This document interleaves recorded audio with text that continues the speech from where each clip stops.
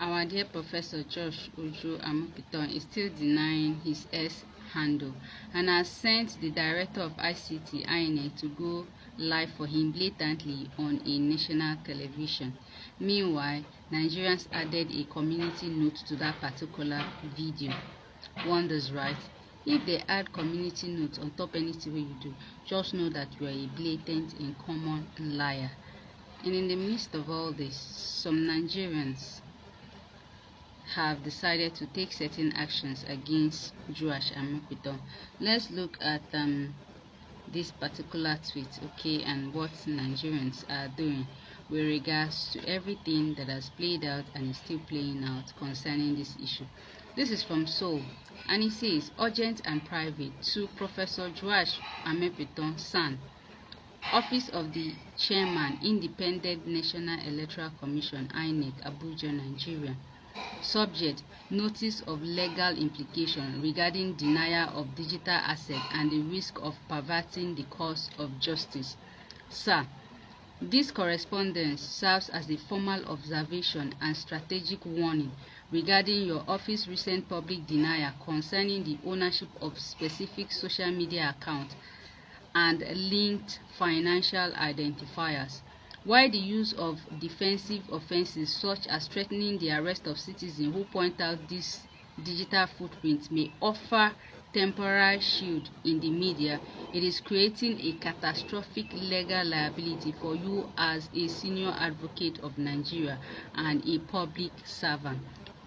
So they went on to, mention those legal liabilities. 1. Forensic trap. While denial is not a defense in the digital age, a denial of ownership is an investigation for forensic discovery. The public space has already identified link between the account in question and your personal email, phone number, and OPay account. A.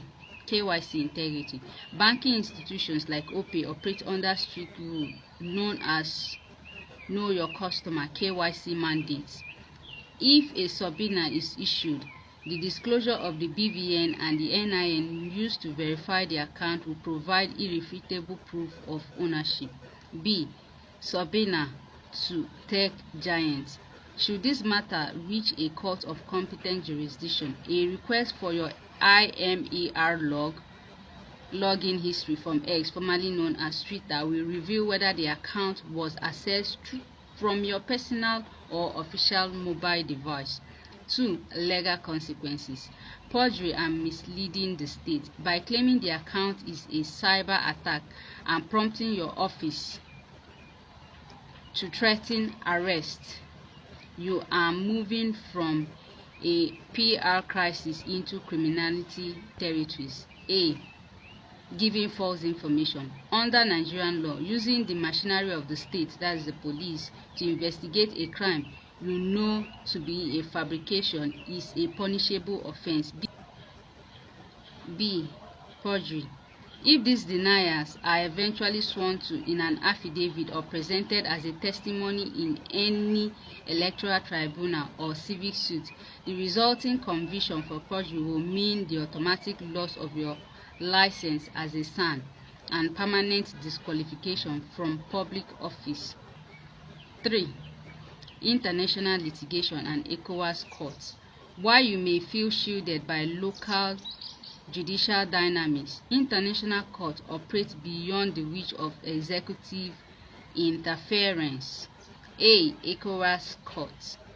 The body has consistently ruled against the use of state power to harass citizens over digital expression.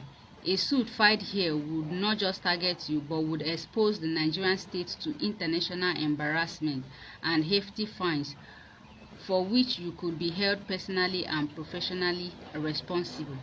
B. International reputation and blacklisting.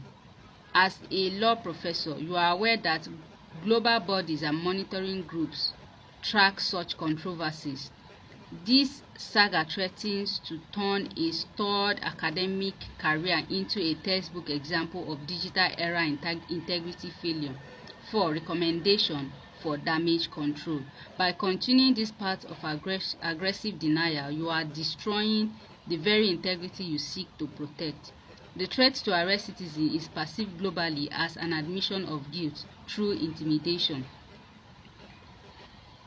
We strongly advise that you pivot towards transparency. The digital footprints are already in the public domain. No amount of local police interference can erase the data held on servers in San Francisco or the cloud-based ledgers of OPE. The path you are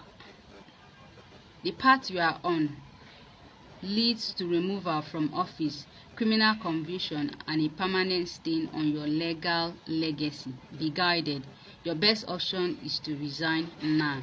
Comrade I.G. Iwala, with the date.